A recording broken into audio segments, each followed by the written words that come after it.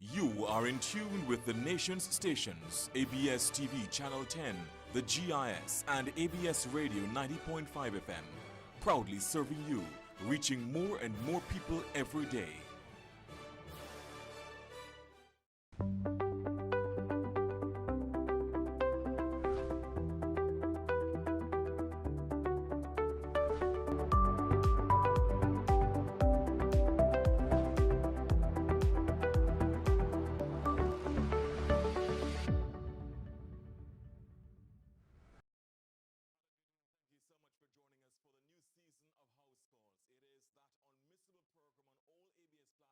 Every Tuesday evening at 8, where we shed light on the topics that you want to hear from in the health arena. It's called House Calls for a reason, because in your living room or on your device, wherever it's convenient for you to consume this program, there's a doctor in the house. There's a doctor on call to answer the questions that you want answered. The burning question that you didn't quite feel it fit to go to a doctor, to ask a doctor, to take up the phone and call. But the doctor is going to give you that information in the comfort of your own home, whether you're joining on television, on radio, or online. How good is that? It is, of course, brought to you with the kind compliments of Sagicor. We thank our partners Pink Mongoose as well as A.G. Morgan. So this first season, or this first show in the new season of House Calls, we get to the heart of the matter, literally, pun intended, because joining us this evening is Dr. Georgette Meade, who is a consultant cardiologist. Of course, that's a specialty dealing with the heart. She's also a specialist in internal medicine, and she's also the president of the Heart and Stroke Foundation of Antigua and Barbuda. This evening, we shed the light of focus on the issue of heart disease in children. Right, you might have thought, heart disease in children, that's a little bit difficult to, it's almost like oxymoronic, because heart disease, children, you kind of associate heart disease with older groups, right? But yes, we're going to deal with that issue of heart disease in children. Of course, later on in the show, as usual, you'll be getting your opportunity to weigh in on the discussion, to also ask your questions, to make your comments, to clarify something that you didn't quite understand earlier on in the show. So we'll get your calls and your questions on Facebook a bit later on. So good evening to Dr. Georgette Meade. We really appreciate you joining us. Good evening, Garfield. It is my absolute pleasure to be here tonight. And you get the Gold Star Award for being the first doctor in the house in this new season. Thank you. There you go. All right. So let's start off, Doc, with a look at heart disease generally. What is heart disease? Before we go on even into looking at it in children, heart disease generally. Okay, so heart disease includes any condition that affects the heart. So the structures of the heart, which include the muscles, the valves, there is an electrical system running through the heart. So I usually like to explain it similar to having the building. There is the electric connections, the similar process in the heart, and that is what stimulates the heartbeats. And so any of these areas of the heart can be diseased or develop a disease. There's a sac around the heart called the pericardium, and so the heart has several structures of which we have to protect. Wow, wow. So any sort of challenge with any structure of any part of the structure is really heart disease. Correct, correct. And we also include the blood vessels that leave the heart and drain into the heart. And so arteries, and that's where heart attacks come in. The coronary artery disease, coronary meaning heart. Yes, indeed. So the issue now of, in 2019, Doc, I did some research from the World Health Organization showing that heart disease, I think you call it ischemic heart disease, is the #1 killer in the world. Biggest killer is ischemic heart disease, responsible for 16% of the world's total deaths. Since 2000, the largest increase in deaths has been for this disease, rising more than 2 million in 2 million to 8.9 million deaths in 2019. Heart disease is a killer. All right. In children now, Doc. Yes, Jaffe. How does it show itself in children? So in children, we categorize heart disease as congenital or acquired. So congenital means this happened before they were even born. So it occurred during their development in the womb. And what's some of these possibilities? It might be in terms of the growth of the heart. The walls may not form adequately, and so we have what we call a hole in the heart. The valves may be absent or abnormal or not fully developed. And they may even have one chamber in the heart, normal heart. There are 4 chambers. Right. And the 2 lower chambers, maybe only one might develop. And so it is a whole category by itself, the phenomenon conditions that can happen with the baby and what we can see in the baby. But the good thing is most of these changes are simple, meaning, easily repaired with medications. They can be stabilized. And some do require surgery, but we'll talk about that a bit more later. Right. And then the acquired ones, these occur after birth. Maybe they got a viral infection and then it led to weakening of the muscle or enlargement of the heart. There's some that affect the arteries to the heart, for example, Kawasaki disease. I've seen a few children with that. Here in the country? Here in the country, oh. Yes. And so these would have happened after birth.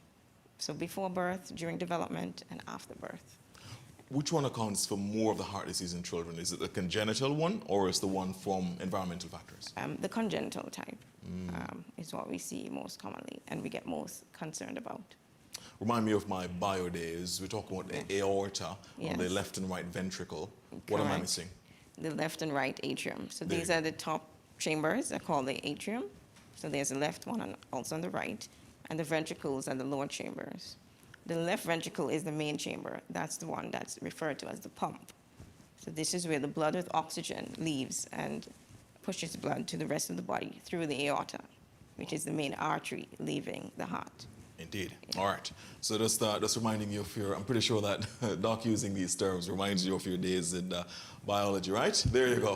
Veer agrees, our camera operator. So let's talk about how does it show up itself in children, heart disease? Right. How is it detected? So how do I know that my baby is, looks okay, seems fine, right, develops fine, but has heart disease? How do I know that? What are the signs? Right. So at birth, the pediatrician usually examines the baby. And we're listening, or the pediatricians are listening for a murmur. What does the murmur suggest? So that's one of the most common ways we get concerned, whether there is an underlying cardiac disease. Most cases, though, it's what we call an innocent murmur. But let me explain. Why do you get a murmur? What is a murmur? Right. So when we listen with the stethoscope, we're listening to the blood flow through the heart. And we hear a sound that we don't expect to hear, like it shouldn't be there. But a lot of the times, it's really blood flow through the structures of the heart. But it could be an abnormality with the valve not opening or closing well, or even what we call a hole in the heart. It's flowing across the lower chambers. I have some images of that. Yes. From the left side to the right side. And so we hear an abnormal sound because it should not be allowing the blood to go across the lower chambers. So that causes a murmur? Murmur, okay. Yeah. I have a slide showing the younger children and the older children. Okay, we're going to bring that up in a very short time. We're going to bring that up for our viewers as well, for those who are on television and on Facebook. So you're saying that in terms of the murmur, sometimes it can be innocent? Yes, innocent. Okay. How do you make the differentiation? Well, the echocardiogram is really what tells us. That's the ultrasound of the heart, which it is available in Antigua. We are able to perform that test now in Antigua. Previously, we weren't able to. And I'm able to do that test. I'm certified to do that test called the echocardiogram. So that's how we differentiate innocent versus pathological. So pathological means disease and needs to be managed. So the echocardiogram does that. And it's different from, there's another one that's close to that. The electrocardiogram, or ECG. Right. So for short, we call it ECG or EKG. Right. That tells us more the rhythm of the heart. It can give us a suggestion if there's any enlargement in the muscles of the right ventricle or right atrium. But this is gives more details in terms of electrical activity in the heart. Okay, so the other one is pretty routine and pretty normal. That's done all over the place. The ECG or EKG. Right. Yeah. What you are certified to do is the echocardiogram. Correct. Which finds out whether or not the murmur is innocent, innocuous, or it is problematic. Correct. Correct. You are the only one in this country who could do that. That's correct, Garfield. Okay, all right. I don't want you to be modest about it, you know. If you're the only one in the country who can do it, there you go. All right. So Dr. Georgette Meade so it's available in the country, and that's a very good thing, echocardiogram. Okay, so when... To backtrack, though, to the symptoms, to continue the symptoms we were talking about. Yes, there you go, right. Right, so in the baby, while they're breastfeeding, you may notice that they're sweating a lot, or they seem to pause because they're tired. You notice that you'll be concerned about that. Right. And in the baby also, they may not be feeding as well as you expect. The gain in the weight, it's slow. At 2 months, they're not the weight you expect them to be, or not growing as we expect.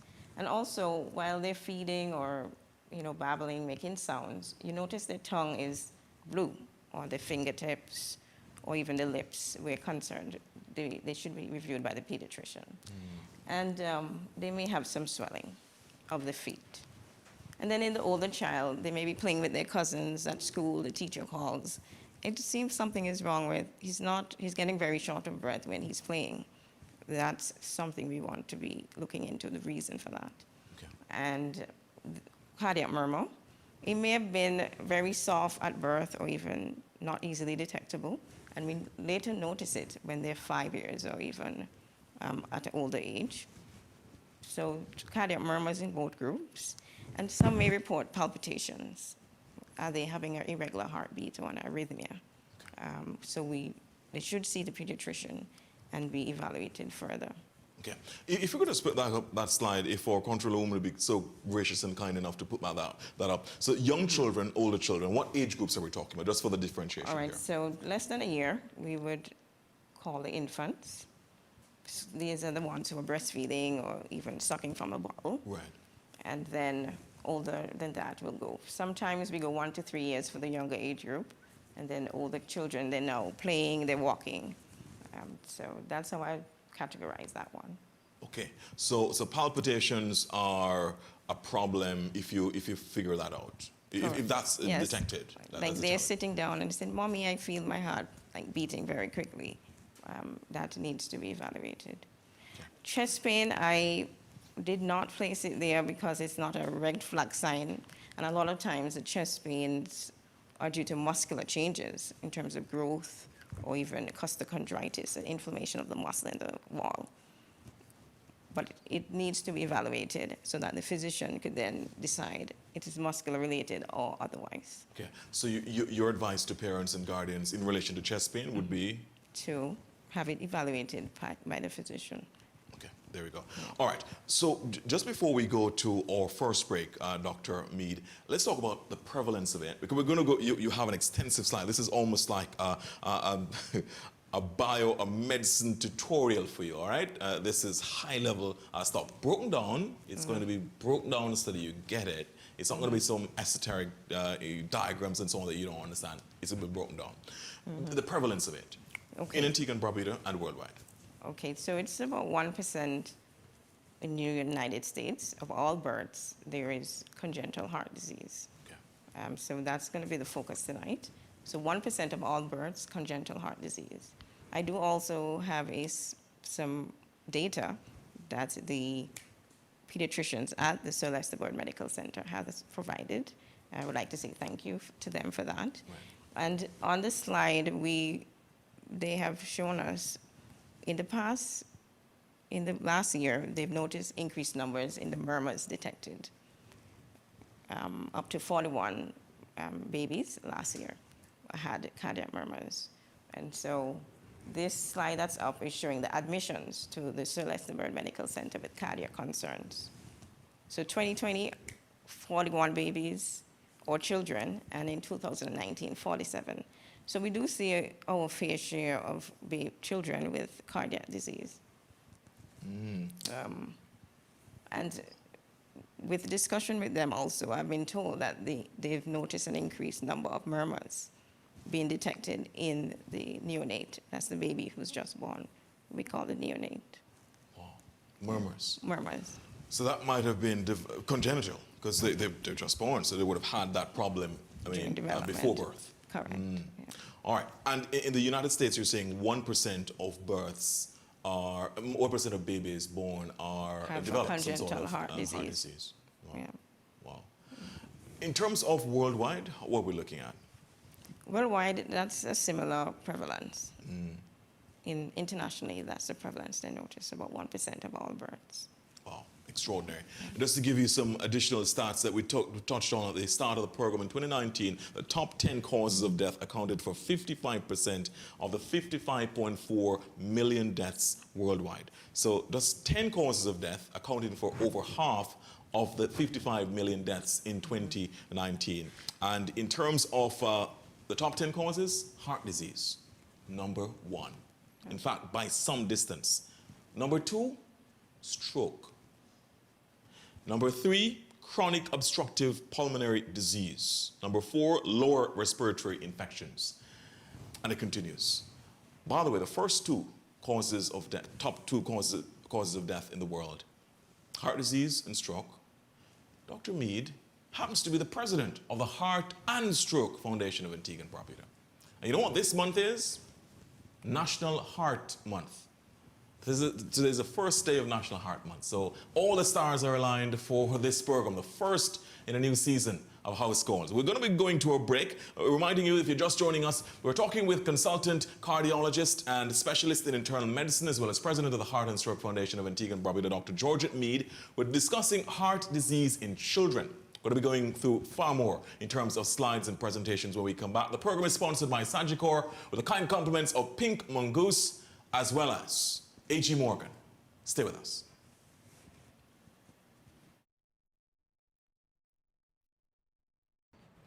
I had a really good time tonight. So did I.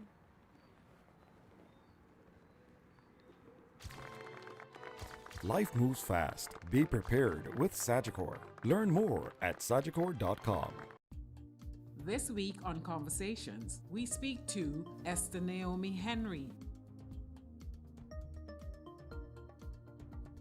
Join me, Natalie Clark-White, for Antigua and Barbuda's prominent people stories and be inspired. Will you be there when we come to play? Will you be there? Welcome to the ICC Under-19 Cricket World Cup. Will you be there?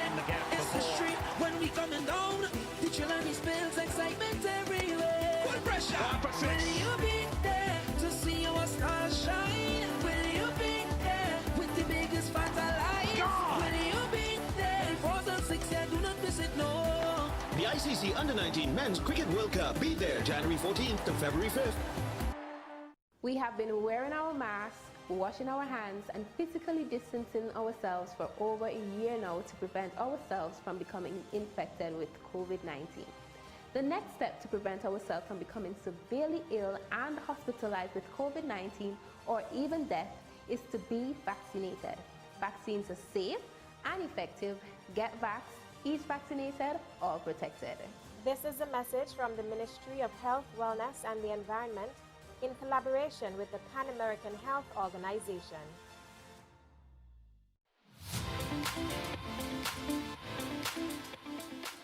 COVID-19 is debilitating and deadly. The disease has destroyed many lives and livelihoods and has now become endemic. The only way out of this pandemic to protect lives and restore economies is to achieve herd immunity through vaccinations. This is a clarion call for everyone to get vaccinated in protecting lives and livelihoods. Each vaccinated, all protected. Let's do it for tomorrow. Thank you.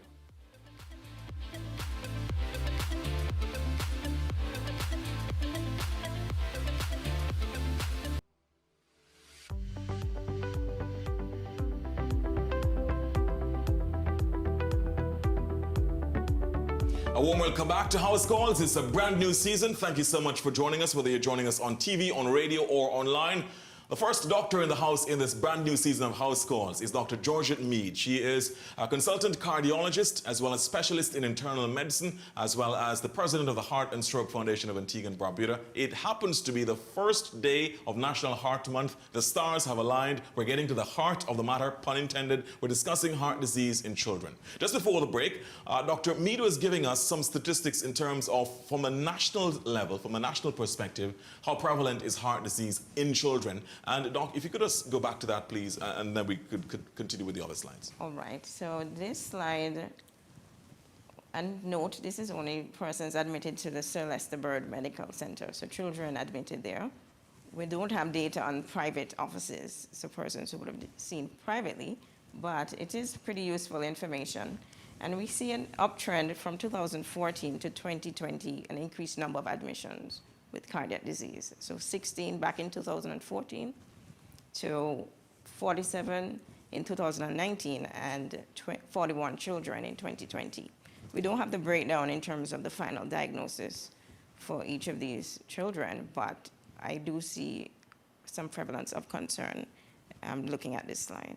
Do we know boys, girls, that breakdown? No, we don't have that breakdown. All right. It would be interesting, probably another time, to look at that disaggregation to find out whether or not there is any challenge. Our next slide, Doc, because you'll be going through a few of the slides. You'll be skipping the ones that we're going to be talking about later on, so that we can come back to those. Yes, go ahead. And what I wanted to also highlight here is there's a bit over 140 murmurs detected since 2016 to 2020. So it is pretty common, the detection of murmurs. And so I'm glad to have that, be able to offer that service now where we could figure out exactly what is the cause of the murmur in terms of getting the echocardiograms done.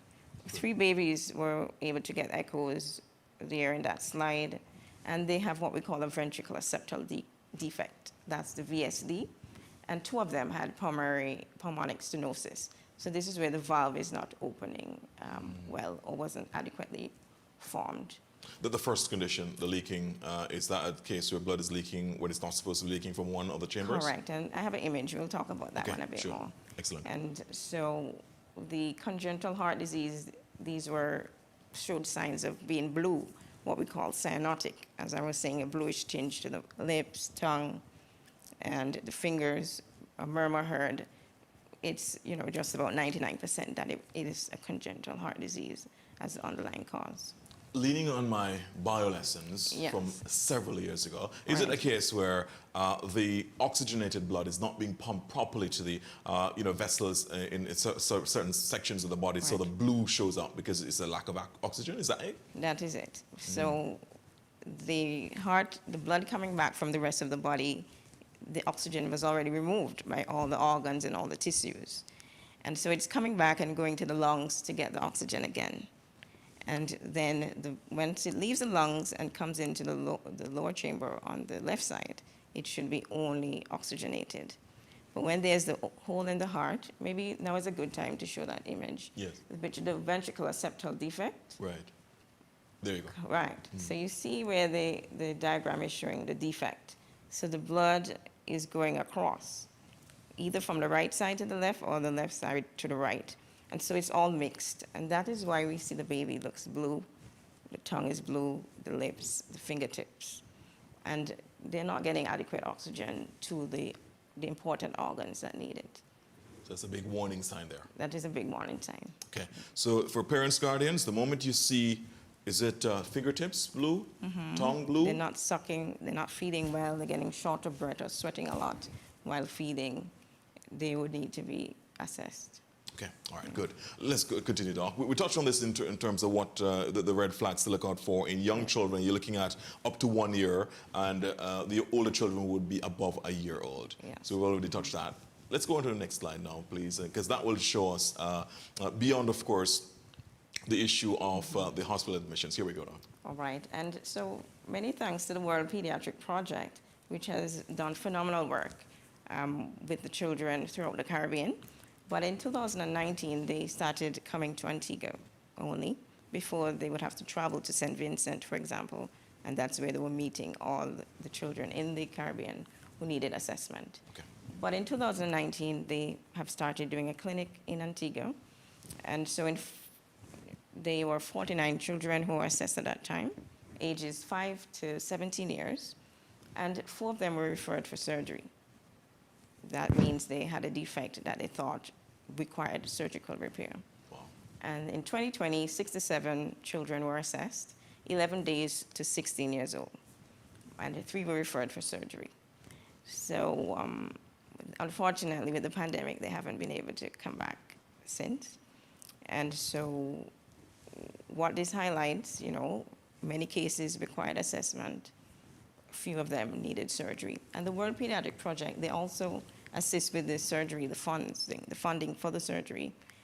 Usually a lot of persons go to the Jacksonville hospital, and that's where they get the surgical care done.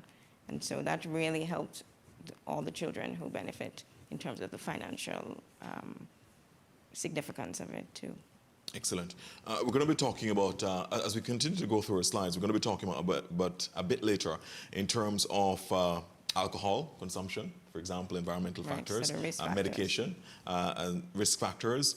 We're also going to be talking about the management of heart disease, how it's handled, how it's cared for, medication that are used, and so on. We're going to be touching on all of this, so do not go away anywhere. It is riveting information. Let's continue our slides now as Doc walks us through that. Yes. So what are we seeing? As I mentioned, the ventricular septal defect that we showed in that image is the most common defect that we noticed. So 28.3%, this is US data. The atrial septal defect, so just as there's the lower chamber, the upper chamber could also have a defect in the wall, meaning a hole in the wall. And, you know, I encourage patients that I see to find out exactly what the diagnosis is. They should get the reports. If you travel overseas or get the testing, you should have your report. Because if you come and say, I have a hole in the heart, or I had a hole in the heart, it's kind of hard to know which one it is.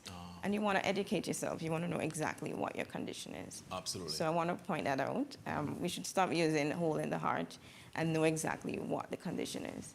And I've had a baby who we were able to diagnose with tetralogy of Fallot. That's lower down, about 10% of children. And so the next slide would show some local information. Okay.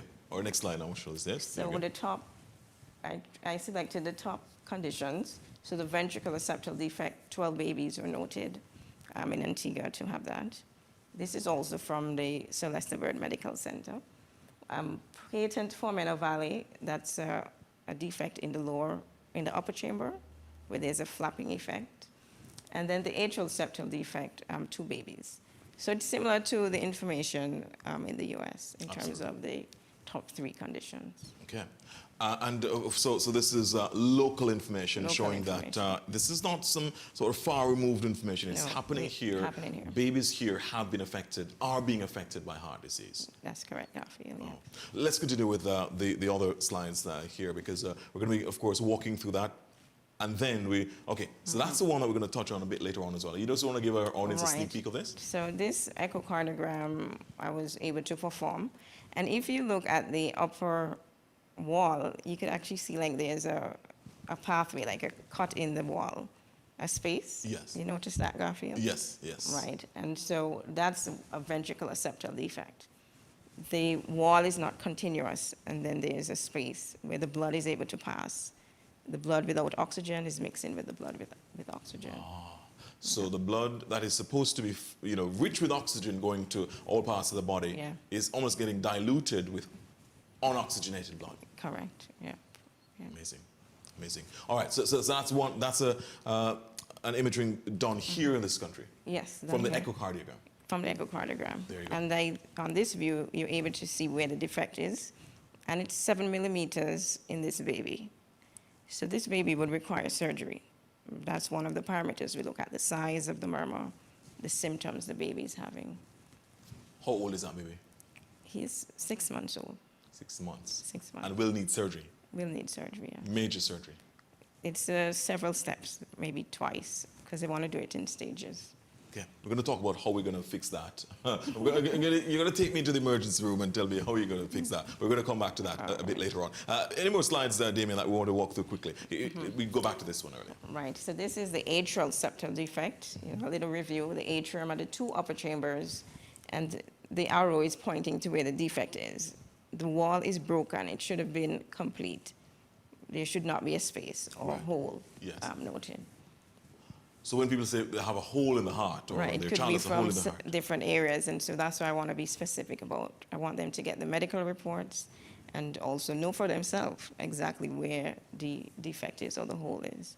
And when we talk about a hole in the heart, we're talking about a space where it's not, so in other words, a section of the heart, one of the four chambers, one of the two upper or two lower chambers, they're having blood seep through to the other chamber. Correct, because it should be a complete wall where there's no space for the blood to mix. There you go. All right, there we go. All right, if we could continue our slides, Damien. There we go. Yep.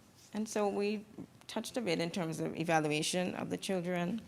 So electrocardiogram, also called the EKG or ECG for short, is done. There's an image of that. The next slide would have an image of that. Yes, so this is what we call an EKG or ECG. We're able to know the baby's heart rate, which varies based on their age. So a baby usually has a higher heart rate than, for example, a 5-year-old, or if by the time they're teenagers, it's closer to the adult heart rate. That's a crucial point. Yes. So when, for example, parents see their newborn, very young, a toddler, for example, newborn to toddler, having a very high heart rate, they shouldn't be concerned, should they? Well, that's based on the guidance of the pediatrician. So that goes with them getting follow-up. You need to take them for even well checkups, we call it. Okay. They're not having symptoms, but their pediatrician needs to be assessing them. So the heart rate for very young children is higher? Yes, usually. So the baby would have a higher heart rate than, for example, a 1-year-old versus a 5-year-old versus an 8-year-old versus a 12-year-old. Yes. What's the differential? So in other words, on average, how often, for example, per minute does an adult's heart beat vis-a-vis a baby's heart? Okay, so 60 to 100 beats is a normal range for adults, whereas the baby, it's up to 120 beats per minute. Oh. It's normal. Extraordinary. Very, very important. So now you know, so you can count it if you want as well, right? Yeah. There we go. All right, back to our slides, Dr. Meade. Right, so we spoke about this one, and we were talking about the evaluation. What will be done when they are seen by the doctor? So the evaluation slide, ECG, EKG, chest X-ray. Okay, actually, we're going to come back to some other slides after, but if you could walk me through this one, Doc, in terms of the deaths, that's frightening. Okay, so this, in 2016, one baby was diagnosed with cyanotic congenital heart disease. Do you remember what that is, Garfield? Yes, cyanotic heart disease, that's the one where the oxygen is not being pumped, oxygenated blood not going through, the rest of the body and so on. Good, and so the lips are blue and they're short of breath. There you go. One baby, unfortunately, passed because of that in 2016. And these figures are here? Yes, in Antigua. This is also Antigua information. And in 2019, there were 3 babies. So 2017, 1, in 2018, 1, and 3 in 2019, sadly. Sure. So this is killing children. It is, unfortunately. That's very frightening. All right, let's talk about, we're going to come back to more on, for example, the imaging from the echocardiogram a bit later on, right? We're going to go back to that. But let's talk about the kind of management of it now. So the detection, the evaluation of the child to determine how bad it is, and then the next steps to be taken. Okay, good. So they need to be assessed. We can't stay at home and watch it. They need to be seen by the physician, the pediatrician, because it could be due to other causes. The shortness of breath could be due to asthma. It could be due to many other conditions. So they need to be seen by the physician, and that's the first point I want to highlight. Right. They're going to be examining for murmurs. First off, any enlargement of the heart. We're going to be listening for any fluid on the lungs, any swelling. right? So the history, when we're asking the information from the parents, is there a family history of congenital heart disease? Anyone with, I'll use the common term, hole in the heart in the family, right? Anyone died suddenly? Any young child or teenager would have died suddenly? These are some important information. Then the risk factors didn't come up on the slide, but is mom diabetic? Has the diabetes been under control? Because this is a risk factor for congenital heart disease. Diabetes in the mother. Diabetes in the mother. Interesting. Good. We would want to encourage that pregnancy is planned as much as possible, because if you have diabetes, you want it to be under control. If you're on specific medications like seizure medications or depression medications, can it be changed to something that wouldn't affect the baby negatively? So if we're planning the pregnancies, then we could change these ahead of time to better options which are suitable for the baby, right? So it's all about planning, getting your antenatal visits, getting the ultrasound scan during pregnancy, because we could have detected it earlier and had preparations in place at the time of delivery. Good, good. So you're prepared to deal with it. Correct. If you know about it early. Correct. So we want to get everything put in place to protect the baby as much as possible. Yeah. The persons with lupus are at higher risk of miscarriages and congenital heart disease. And rubella, we should be vaccinated against rubella, but it's still quoted as a risk factor for congenital heart disease. So if the mother is not vaccinated for rubella, in other words, didn't get her MMR vaccine, measles, mumps, rubella. Yes, correct. Then yes. that's a risk factor. Yeah. What about alcohol? Definitely alcohol. So when a woman is pregnant, zero alcohol or just a little bit? Zero. Zero. Zero. We don't want to put the baby at risk at all. Oh. And this is especially the first 3 months, because that's when the baby is developing. Most of the growth occurs. Okay. But I think it's best to just avoid alcohol completely. Smoking, cocaine, all of them. Yeah. No smoking either? No smoking. Whether both alcohol Remember and, sorry, everything- both tobacco and ganja? Both of them. Everything that the mother takes in basically has access to the baby. So you don't want to expose the baby to any of these things. All right, there you go. So those are risk factors for congenital heart disease. Alcohol, the mother is diabetic, if she's not vaccinated against rubella, any medication that she takes which could be a challenge? So anti-seizure medications, depression medications, ibuprofen also. Oh, that's a common one. That is very commonly used.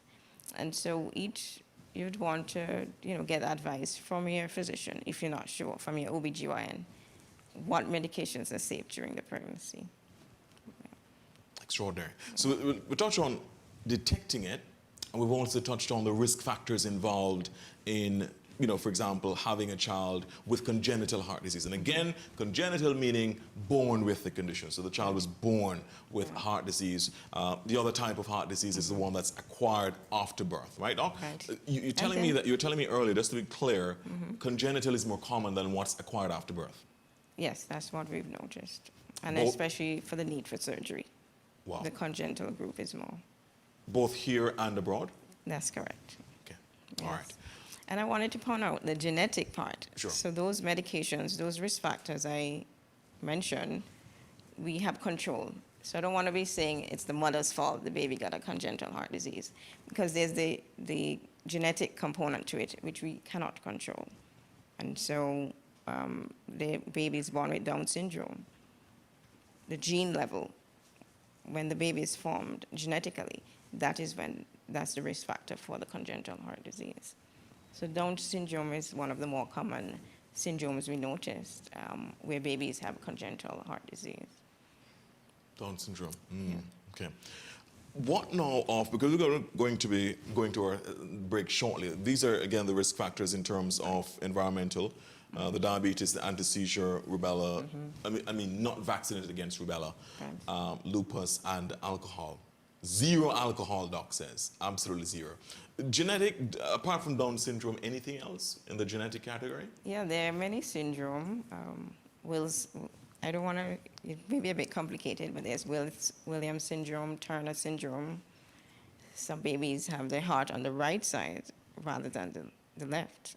I've met 2 adults in Antigua who have that condition.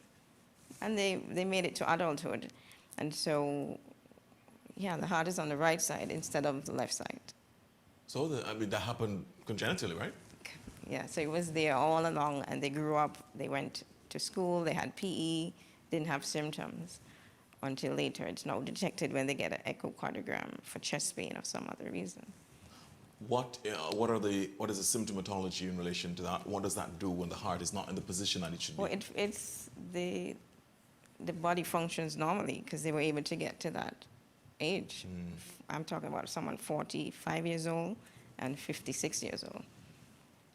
And so everything else went in the knowing. correct position. Only at that point knowing. Yeah. Extraordinary. But it didn't cause any major problems to them. They lived a normal life. And that's not always the case. And so that's why we should get our checkups earlier. We're going to talk about that before we go to our next break. So somebody's normal, okay, whether this is a child or an adult, doesn't matter. You're okay. How often do you need to get your heart checked out? You're okay, just routine. Right, in other words, you don't necessarily feel any pain, you have no sort of symptoms, but just for a routine checkup on your heart, just to be sure that everything is fine. A routine, I would say annually. Annually? Yes, once you start having chronic medical conditions like diabetes, hypertension, high cholesterol, should be more often, like 3 to 6 months. But we're guided in terms of the control of the diabetes. If it's elevated, you would have more frequent follow-ups. But if it's under control, 3 months is reasonable. Right. We're going to be going to our second break now on house calls. And of course, we're going to be showing you the picture of our extraordinary bouquet here from Pink Mongoose. Damien will tell me whether or not it is possible to get the closest possible picture of this one. So he'll tell us in a very short while. But I just wanted to show you. There we go. Pink Mongoose has outdone itself again. And it has gone a very special way for this, our first show in the new season of House Calls. This bouquet is, this floral arrangement is almost competing with Dr. Meade on the set here. But Dr. Meade wins out anyway. But really appreciate Pink Mongoose for delivering, as always, and one of our valued partners here on House Calls, making sure that our set is resplendently adorned with color and panache. This is House Calls. The program is sponsored by Sagicor with the support of the aforementioned Pink Mongoose as well as A.G. Morgan. We thank them for making sure that this program is possible on a Tuesday night. When we come back, we're going to be wrapping our discussion with Dr. Georgette Meade. We're going to be talking about some of the other information, such as, for example, medication. How do you manage a child with heart disease? How do you make sure that it doesn't progress further? All of that we'll be touching on in our next segment of House Calls. And then, of course, a bit later on, we'll be taking your calls as well. 4622996, that's a bit later on. And also your questions and comments on Facebook as well. This is House Calls. Do stick around. Back after this.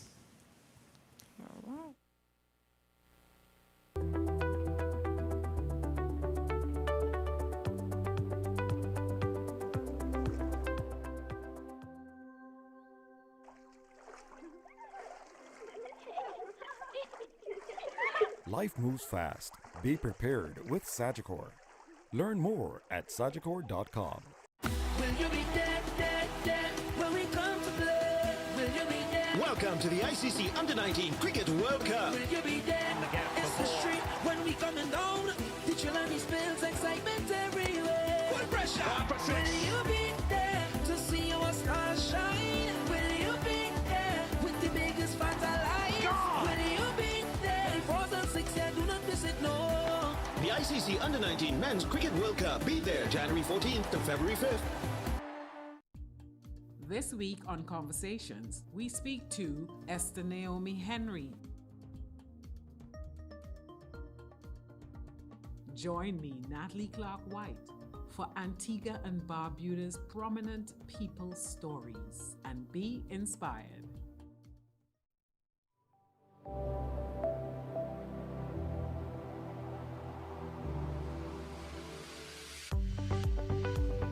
Thank you so much for staying with us. You're in tune with House Calls, the first show in a brand new season here on ABS on all our platforms. With us is Dr. Georgette Meade, who is consultant cardiologist, also specialist in internal medicine and president of the Heart and Stroke Foundation of Antigua and Barbuda. This is, after all, the first day of National Heart Month, so we're focusing the attention on all these topics.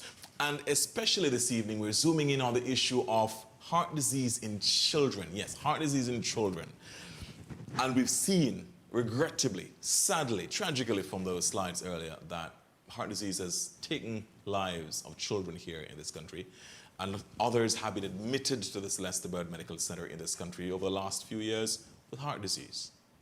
So, Dr. Meade, let's look at now some parents, I'm sure, looking on this program, parents and guardians are saying, I'm not so sure, and they'll perhaps call a bit later on with some of the questions, but they might be saying, well, I'm not sure about this. The child had a little murmur, or they had a little shortness of breath. Especially the shortness of breath part. How do you make the distinction whether or not it's could be heart disease or it's just something else? All right, so a very good interview with the parent and the child, if they're able to express how they're feeling, is important. When does the shortness of breath come on? While they're playing, laying down, do they need a lot of pillows to feel comfortable so they're not short of breath? That's one. Are they wheezing? Does it happen when they're in a dusty area or somewhere with smoke? We'll think that's more asthma versus the heart. Right. That's one way. The examination is then very important. We'll be listening for wheezing sounds. You can have wheezing with heart failure, but it's the type of wheezing. We'll also be listening for fluid on the lungs. That's more with the heart. So asthma doesn't usually cause fluid on the lungs. And then swelling in the feet. So the heart is usually the cause for that one, not asthma. So those are two common reasons for shortness of breath in children. And then if they have a fever and they're coughing up mucus, we're thinking it's more a chest infection. So these are some of the ways we sort of decide. Process of elimination. Correct, come up with the diagnosis. Then they get an x-ray. So there's specific things we're looking on the x-ray, if there's any sign of any fluid on the lungs or any sign of an infection on the lungs. And then the echocardiogram, which we've talked about. I've shown you some images. That's really the meat of the matter. We see the heart moving on the screen. We're looking at all the structures for proper formation of the walls and the valves, and any movement of the blood across from one side to the next is very crucial in terms of making that final diagnosis. Heart versus lungs. And the pictures are sharp, right? You know, that's for the echocardiogram, yes, so you're able to see very clearly the structures. Sharp. In fact, if we could have split back up those two pictures from, as I said, there we go. So in terms of, so this is one of the samples of what you're looking at, where you actually see. Of course, if you had the video of that, you would actually see the heart in motion and pumping blood and so on. But this helps you to determine whether or not all is in place and operating as it should. That's correct, yes. Have children had heart attacks? Have you seen that? No, not children.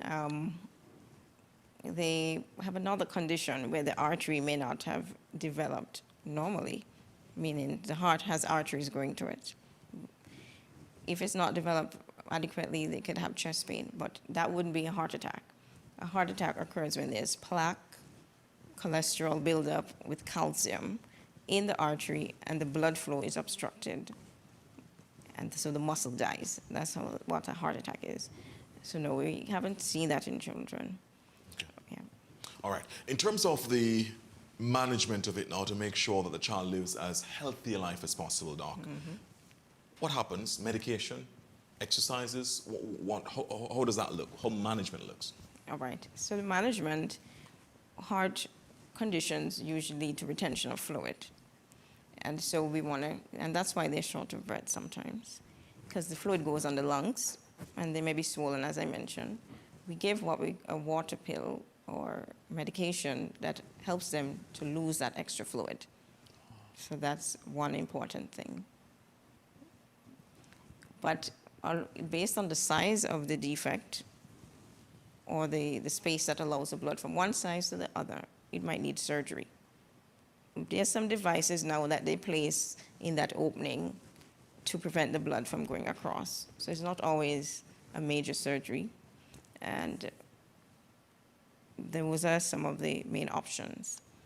Now, if their heart is contracting weak, we can give medications to sort of strengthen the contraction of the heart and reduce the enlargement of the heart. So it's hard to sort of say specifically because it depends on the condition that we've diagnosed.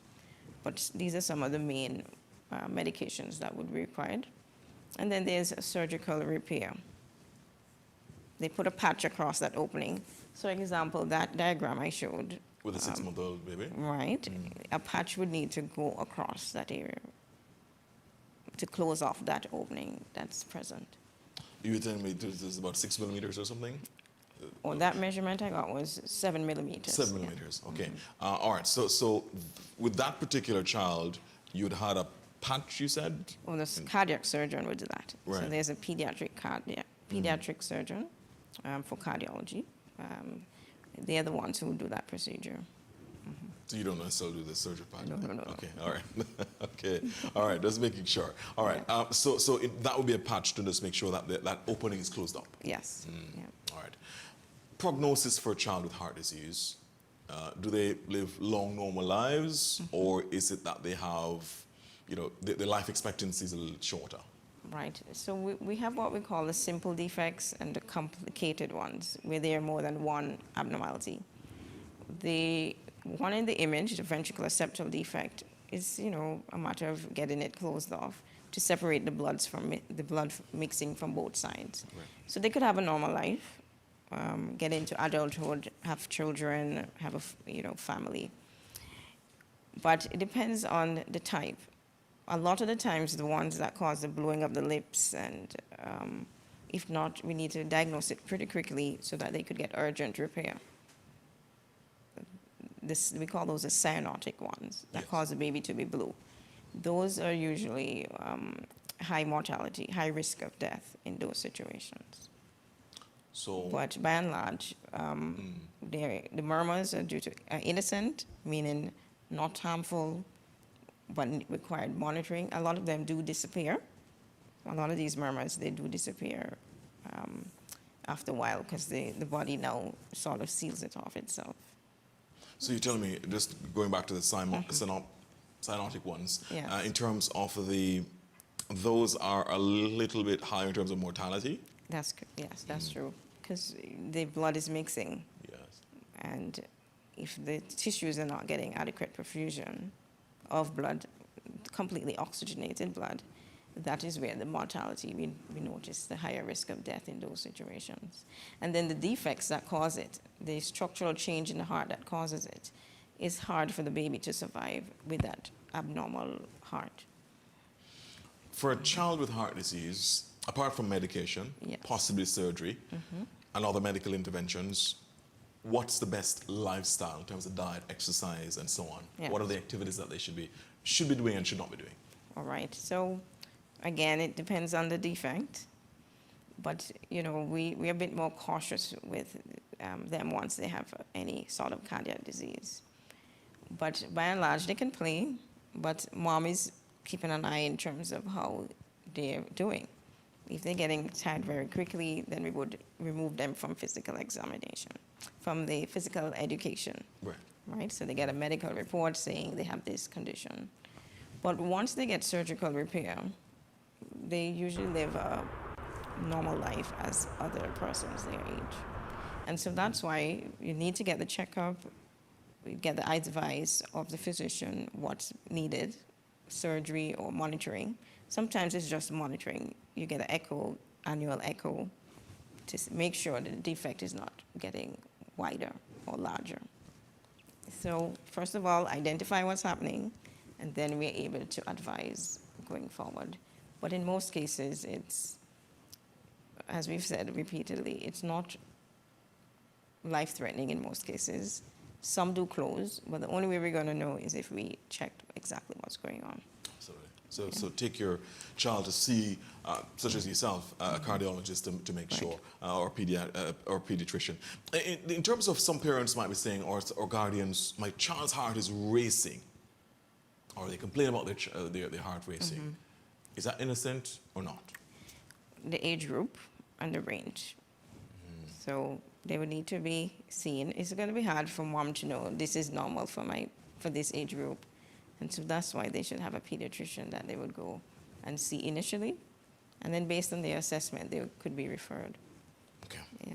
There we go. We're going to be getting some calls a bit later on. We're going to be taking our final break here, and then we're going to be coming back with calls, 4622996, as well as our Facebook page. A number of questions, Damien, my understanding is, already for you, Dr. Meade. The questions of us lined up in a long queue. We have a global audience, you see. Yes. So that explains it. And then I'm pretty sure that Damien, who is our director here this evening, he is going to magically work out a situation where we actually see the video from the electrocardiogram. Okay. In fact, yes, we're working on it as we speak. So we will show you that before the end of the show. Before we go to that break, though, Doc, I have to ask you this one. For adults, we touched on it before in terms of how often they should, get a routine checkup just to make sure of their heart health. This is February, National Heart Month, so we have to place particular focus on the heart. Yes. Right. What are some of the activities that you would remind adults of, apart from children, or really every age group, to ensure that they protect and preserve their heart health? What should they do and what should they not do? All right. Let me start with the children. Okay. We've been focusing on congenital heart disease, but we want to start that healthy lifestyle from childhood. Now, childhood obesity is also a pandemic. We are seeing it in Antigua and Barbuda. So I want to encourage parents to have their children exercise, get outside, ride the bikes. The children are inside on the tablets. Even the 3-year-olds, they're on tablets, they're on the phones. We want to get them back outside, get the sunshine, get on the beach, go swimming, play football, play cricket. Be active. Be active. That's one of the first steps. Good. Then the high sugar that they consume is harmful. The snacks, the sweets, the candies, all of these. We need to limit that, and more fruits and vegetables. The vegetables, I know at times may be a bit challenging if we didn't introduce it to them from before. But we want to, even if it's a salad, have that added in. Carrots and some butternut squash. So vegetables and fruits, a higher quantity of that. And then, so we touched on the exercise and we touched on what they should eat. Fat. So there's a lot of processed foods that we're consuming because of our busy, hectic lifestyle. But we have to think about the children, because it's harder to retract. Once you're overweight already, then it's harder to lose the weight, as we may all know. Absolutely. So we have to be cautious ahead of time and do what we need to do from an early point. And then bringing them into adult life. So if they're obese already as children, they're at higher risk of getting diabetes and hypertension, heart attacks as an adult.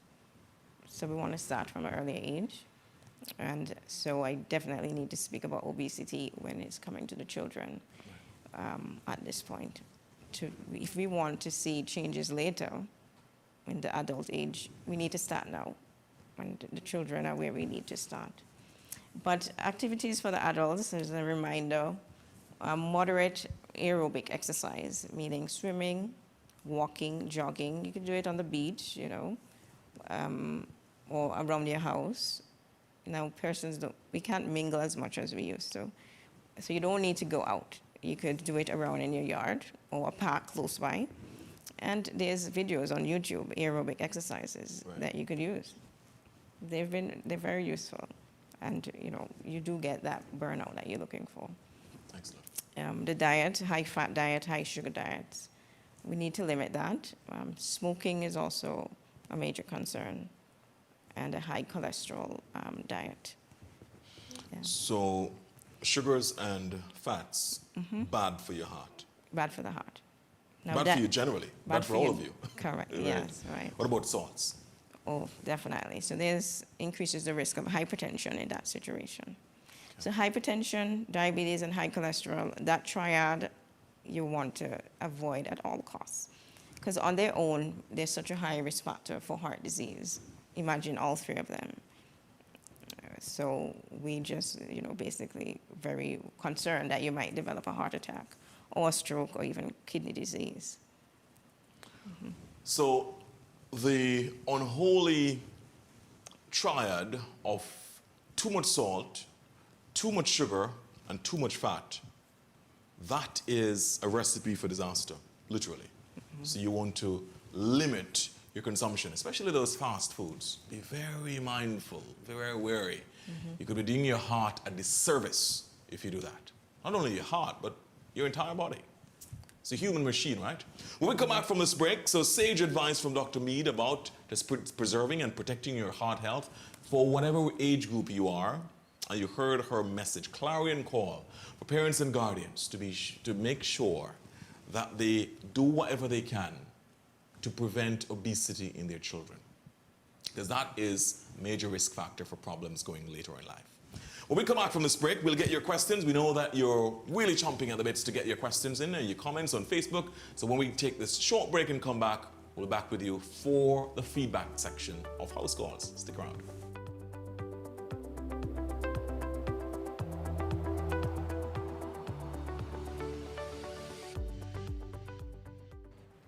I had a really good time tonight. So did I.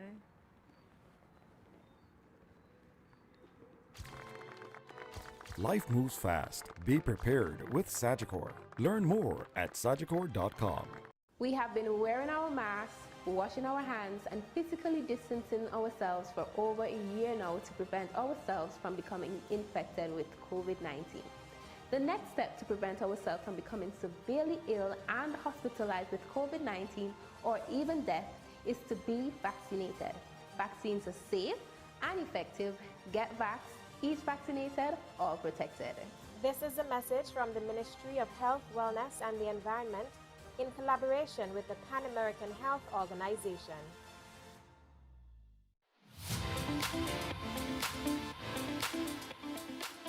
COVID-19 is debilitating and deadly. The disease has destroyed many lives and livelihoods and has now become endemic. The only way out of this pandemic to protect lives and restore economies is to achieve herd immunity through vaccinations. This is a clarion call for everyone to get vaccinated in protecting lives and livelihoods. Each vaccinated, all protected. Let's do it for tomorrow. Thank you.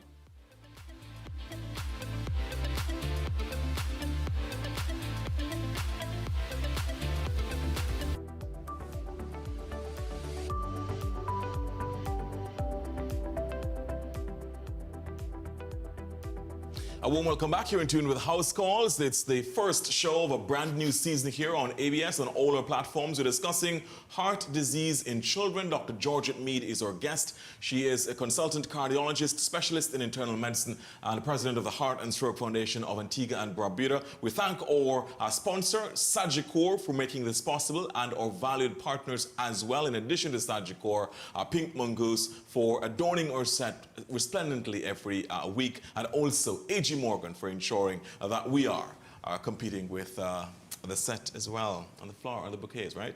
So let's continue now, and we get the questions on Facebook as well as on telephone now during this segment. So this is your part, this is your section of the program where you get to ask your questions and to make your comments. 462-2996, 462-2996, and we'll also be getting your questions on Facebook as well. Let's go to our first caller this evening. Good evening, thank you so much for joining us on House Calls.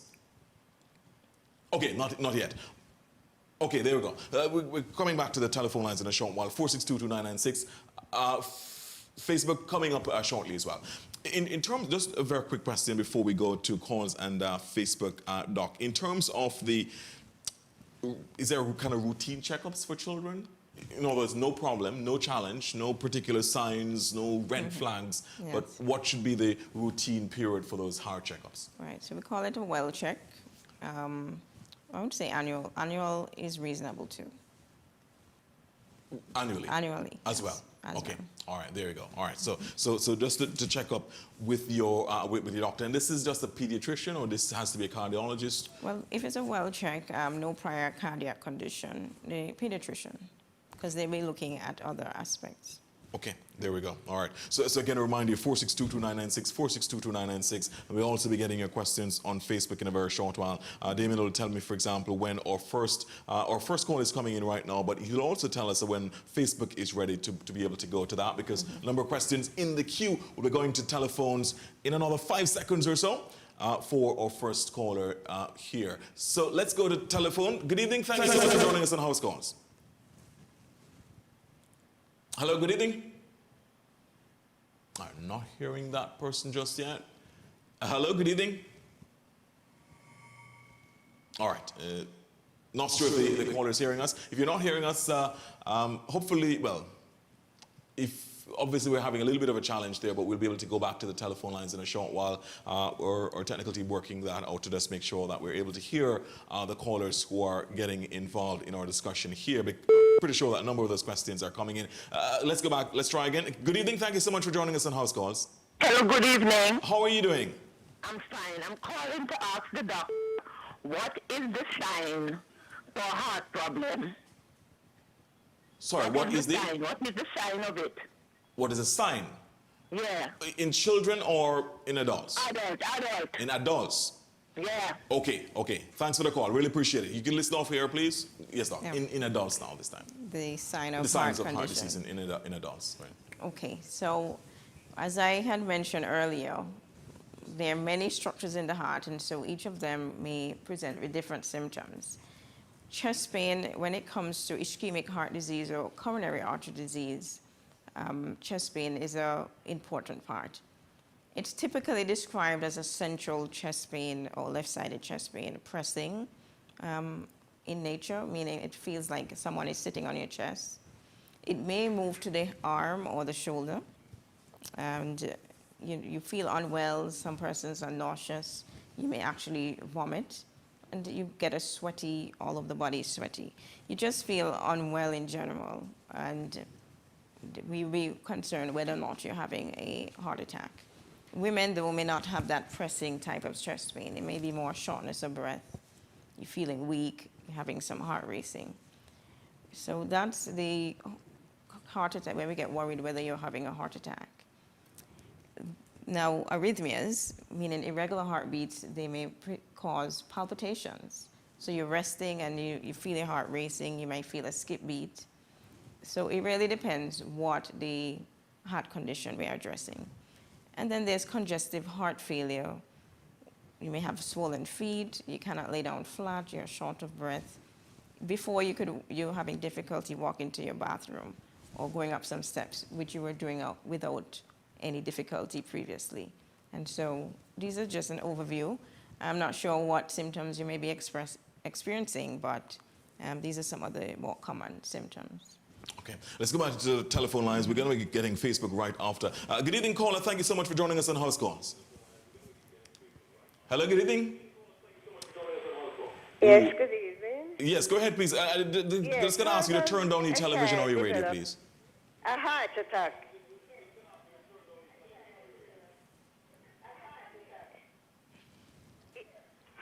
Okay, you're going to have to turn down your radio, please, or your television, because it's going to give you that delay. So you're going to be a little bit confused with that delay.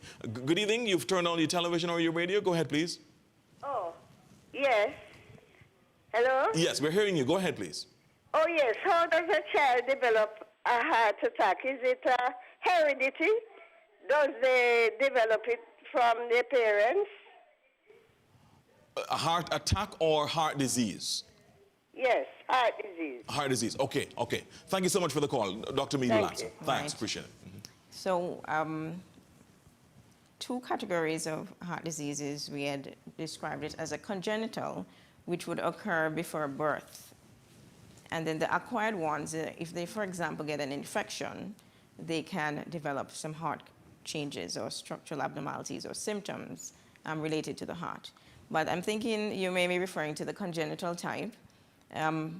Yes, there is a genetic component, of which is really no specific fault of the parent, like the father or the mother. It's just the structural, the DNA and the genes.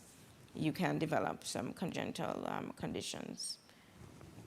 Now, yes, there is a part that we play in terms of the diabetes is not under control. We develop an infection during pregnancy. We're not vaccinated against rubella. We were drinking alcohol or smoking or using cocaine. These are some reasons that we know can lead to congenital heart disease. But many times it's really outside of the control of the parents. And then, you know, the brother has congenital heart disease, the uncle had it, the father has it. We think there's a genetic component there when we notice a link in the family. Okay, yeah. All right, there you go. We're going to be getting back to calls in a short while. 4622996. Let's remind you of the number to call. Let's go back to, or let's go to Facebook for the very first one. Damien, this is really going to be giving me a little bit of a challenge to just make sure that I read that for the doctor. So what are the causes of chest pain in children? Chest pain in children. Thank you, Damien. Appreciate it. Thank you for your question. So the causes of chest pain in children are usually more muscular related, the bones and the structural changes as they grow. So we more musculoskeletal rather than heart artery related. So heart attacks, no, we don't typically see in children. If there's inflammation around the sac of the heart, where they develop pericarditis, as another cause that we can associate it with. If they're having a chest infection and they take a deep breath in and out, sometimes they feel chest pain too. But I would approximate to at least 85% it's muscular related. Okay, not necessarily heart challenge. Not necessarily a heart challenge. Okay, all right. So hopefully that Facebooker has the question answered by Dr. Meade. Let's go back to Facebook now. Here's another question. What is the weight range for children? Because we touched on the issue of not gaining enough weight and so on. So yes. This person is asking, what is the weight range for children? All right, so it depends on the age group. That I would need a table to refer to, but it really depends on the age group. And when they go for their wellness check, even at the clinic, you'll notice they're tracking it on a graph where they're expected to be underweight, within the normal range, or overweight. Okay. Is that the body mass index? Similar, okay. But they call it the weight age graph. Okay, all right. Yeah. In terms of, and for parents who are, for example, because one of the points you mentioned earlier was struggling to gain weight. So, you know, how do they also have one of these charts to monitor? No, when they go for their visits, the pediatrician will be checking that, or at the clinics. The nurses do check that at the clinics too. And that's why I suppose both the antenatal and postnatal checks with the clinics are so crucial. Very crucial. All right, there we go. All right, so 4622996. We also get more Facebook comments and questions. All right, so this is another question from Facebook now. Does the thickness of the blood affect the function of, let me see. There we go. So we're getting it a little bit closer. The function of the heart and how we know that the blood is too thick, and home remedies, if home remedies can alter the condition. All right. A little bit of gymnastics I had to do to just make sure that I was able to see that question. Go ahead, please. All right. Thank you so much. In terms of knowing the thickness of the blood, we do what we call INR blood tests. But we don't do that as a routine check.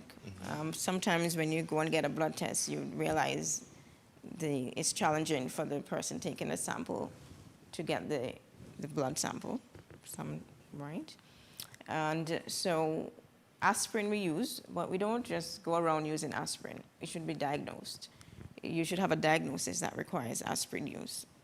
So the guidelines have changed recently where we only give it in specific conditions. If you had a heart attack or stroke or have a peripheral arterial disease, which is, we call it commonly poor circulation in the feet, we prescribe aspirin. So no longer are we prescribing aspirin if you have hypertension only. If you're diabetic, yes. Why? Diabetes puts you 3 times at risk of getting a heart attack compared to someone without diabetes. So we do recommend it in persons with diabetes. Because the risk of bleeding or getting an ulcer on the stomach is high, and the benefit of using it without one of these conditions is not vast. The harm is greater than the benefit. Okay. All right. So the thickness of the blood, in terms of a child, would that also be a challenge as well, or is it just for an adult? In both groups, yeah. But it's not a common thing that is just thick on its own. It is usually an underlying medical illness. Right. I saw it asked about home remedies, but really I don't have the answer in terms of the home remedies. From your experience, what are some of the things that people use for, I don't know, thinking that it could be a home remedy, thinking that it could help? I am not sure, Gary. Yes, okay, there you go. You'll not be drawn on that. You focus on the proven science. There we go. All right, totally understand. 4622996, 4622996, that's the number to call for any questions or comments for Dr. Meade. Here's another question coming up on Facebook as well. We'll be coming to that right now from Chantel Southwell. Dr. Meade, what protocols do we follow in terms of a patient with a severe heart or cardiovascular condition versus a 12-year-old patient? So this is for... What protocols do you follow when examining a newborn patient with a severe heart or cardiovascular condition versus a 12-year-old patient? All right, so it is pretty similar. We're doing a cardiovascular exam where we're listening at different areas with a stethoscope for abnormal sounds. Okay, so that's the first step. We do the same thing in the 12-year-old. We're also listening to the lungs for what we call the breath sounds or any sign of wheezing. Okay, and any swelling we're looking. So it's pretty similar between all of the age groups. Okay, all right, there you go. So hopefully you got that question answered, Chantal, in terms of how do you manage between a newborn and say a 12-year-old? 4622996. There was a call there which we asked that you call back 4622996, 4622996 for that. In terms of we're going to go back to Facebook and then we'll come back to that question. This one is from Vanessa Brian Wade. Dr. Meade, how will a patient know if his or her child has diabetes or hypertension? All right, so diabetes is diagnosed from a blood sample. So they have to go to the lab and get a blood sample done. And there's specific numbers we look at to diagnose the diabetes versus the hypertension. In children, they have a range of less than 120/80 to determine if they're hypertensive. Yeah, so if it's greater than that, I've seen some teenagers with hypertension, 11, 13, 14, 15-year-olds with hypertension. And so that's why they're also overweight. So that's why I stressed earlier that we need to start from an earlier age to avoid these risk factors for adult-type cardiac diseases. Yeah. So teenagers with hypertension? Yes. And have to be medication and so on? Yes, low-salt diet, exercise, and medications. Extraordinary developments there. So again, it comes back to what you were talking about earlier in terms of the lifestyle changes that are necessary and lifestyle choices that we have to make in terms of ensuring that we are protecting and preserving our heart health. Yeah, that's correct. Yeah. We touched on earlier the issue of, for example, the environmental factors for the mother. So if she drinks alcohol during the pregnancy, that's going to be a challenge. If she's unvaccinated against rubella, that's going to be a challenge, and so on. And if she uses cocaine and etc. What of the child now? Are there certain things that the child can do that may predispose them or elevate their risk for heart disease, for developing heart disease? Right, so that's more the acquired type. Yes. It's a bit challenging for the child. You know, the virus, if they develop a virus infection or a bacterial infection, we can see different types of heart diseases, like a myocarditis or enlargement of the heart muscles, called a dilated cardiomyopathy. But it's hard for, the child to control that. We don't want to restrict them from getting infections as much as possible. Okay. All right, there we go. So in terms of, again, the diet, so crucial, so critical, fruits and vegetables. Yeah. But then again, some persons say, well, the child doesn't necessarily like the fruits and vegetables. How do parents work around that? Your smoothie is a fun way. You know, placing the fruits with a small portion of ice cream. The vegetables, maybe doing it in an interesting way is what I find, and colorful, like a more colorful plate may encourage them a bit more. Yeah, that's true. Yeah. The wide variety of colors may be a draw. But let's go back to Facebook for another question there. It's coming up in a very short while. So here goes. Dr. Meade, have there been cases where kids are having stroke? We've seen stroke in persons with sickle cell disease. That's one category, one condition that increases the risk of stroke. But it's not extremely common. It wouldn't be a common finding. Okay, but in terms of the age group that's perhaps most affected by stroke? Later, so I would say probably the 8 to teenage and going over into the adult group. Stroke? Stroke, From yeah. 8, you said? Yes, because of the red blood cells clot and they block the artery. So it's not the stroke that we know of in terms of cholesterol and diabetes as the risk factors. The red cells go into the artery and restrict the blood flow. And that's what you're saying in terms of sickle cell disease and so on. Right. Okay, so there you go. Hopefully our Facebooker there would have had that question answered. We're wrapping up in another 3 to 4 minutes. So much we've covered this evening in terms of our show. We're going to be getting as many Facebook questions as possible. Damien, we can go back to Facebook in a very short while to get probably about 2 or 3. Let's take this one last. There we go. Siobhan Bell Jarvis, your friend and colleague, asked, what are the causes of chest pain in children? Yeah, I think we did that one at first. Right, in terms of chest pain. But you just want to recap for our audience. Okay, yes. so in children, chest pain is typically muscular related.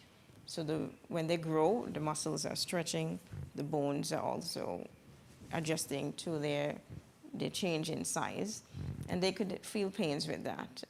So muscular is usually the most common reason in children for chest pain.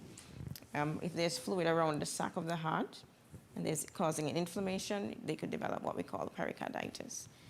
So those are 2 more common causes. Okay, there we go.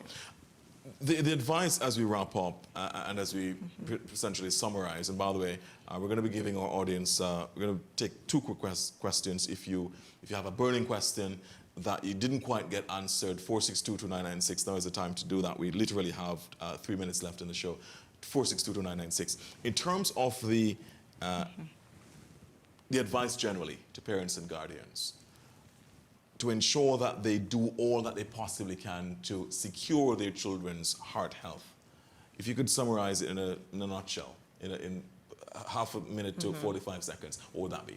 All right, so in a nutshell, the pregnant woman, we would advise that you get your antenatal checks and get what we call an anomaly scan, because they're looking at the structures of the baby, even the heart, the obstetrician is able to see with that special scan. So if we anticipate and we diagnose that there's an abnormality, even before birth, we can be prepared in terms of addressing the situation once it develops. Obeying all the rules while you're pregnant, because you don't want to do anything at all which would affect the development of your baby.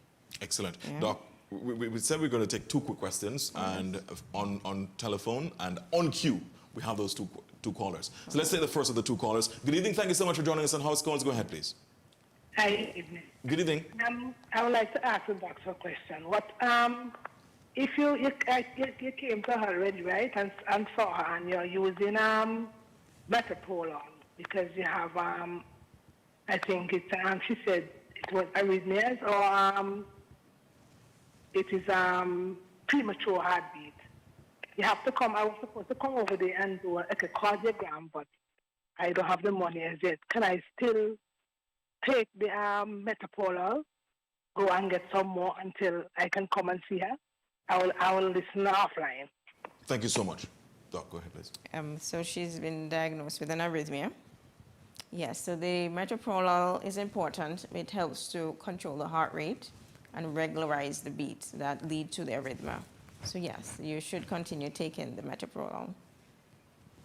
Right. We're going to take our last caller now. As I said, those two quick callers got an opportunity to get their questions quickly in, right? So let's go to the last caller of the evening. Thank you so much for joining us on House Calls. Go ahead, please. Good evening. Good evening, sir. Question to you, Doc. When you check for your blood pressure check, which are the figures you mostly concentrate on as to say your pressure is high? The bottom figure or the top figure? Yes, thank you, caller. Appreciate it. So the two numbers, there's the systolic reading, which is the top number, and the diastolic reading, which is the bottom number. Both of them are very important. One doesn't increase your risk of heart attacks or stroke or heart failure. Both numbers should be in range, and the normal is 130, less than 130 at the top, and less than 80 at the bottom. So 130/80 is what we aim for. In the elderly patient or elderly person, we can give some leeway even up to 140/90. But in terms of the general population, less than 130, the top number, less than 80, the bottom number. So both of them are important, and both of them we want to be under control. All right. Dr. Meade, thank you so much for, as I said, not only answering the questions of our viewers and listeners, but just educating our audience. Because this is what this program is about, having doctors like yourself coming in and just edifying the audience with information that may actually make the difference between life and death. So you're doing a valuable service, possibly a life-saving service for our audience. We really appreciate it. We don't take it for granted. Thank you so much for coming on. You're very welcome, Garfield. Really appreciate it. And if individuals want to contact you or your office, do you want to give them a number? Yes, my office is the Hope and Grace Cardiac Center at Woods. I'm 2 doors down from the Woods Pharmacy, and the office number is 462-4973 or 732-3861. Excellent, excellent. All right, so that's Dr. Georgette Meade opening the batting in this, the new season of House Calls. This is, of course, the 1st of February, National Heart Month. February is being observed as. Also, of course, Black History Month. And so Dr. Meade's intervention has been very timely and opportune this evening.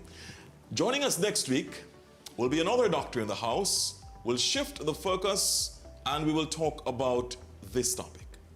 On the next House Calls, we switch focus to infertility. Join us on all ABS platforms Tuesday, February 8 at 8 p.m. when the doctor on call will be obstetrician and gynecologist Dr. Raymond Mansour. What causes infertility, and are some of those causes reversible? Join the conversation on the most impactful health show region-wide. House Calls, sponsored by Sagicor, February 8 at 8 p.m. Don't miss it.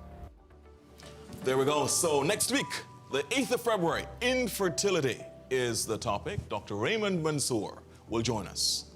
Thank you, Dr. Georgette Meade. Really appreciate it. Sorry, Georgette Meade. Thank you. Really appreciate it. And thank you, too, for watching, for listening, or for joining us on whatever the platform, whatever the device you use to tune in to House Calls. My name is Garfield Burford. Let me thank our sponsor, Sagicor, and our valued partners, Pink Mongoose, who is going to continually outdo themselves. Next week, tune in to just look at the floral arrangement that Pink Mongoose comes up with. They are absolutely fantastic. So tune in for next week for that. And of course, A.G. Morgan for making sure that we are sartorially elegant. And let me thank especially our executive producer, Ernie Mae Brathwaite, for making sure that we have powerful, formidable doctors in the house, such as Dr. Georgette Meade, and for next week, Dr. Raymond Mansour. Really appreciate your company. Until next week, same time, same place. Good night.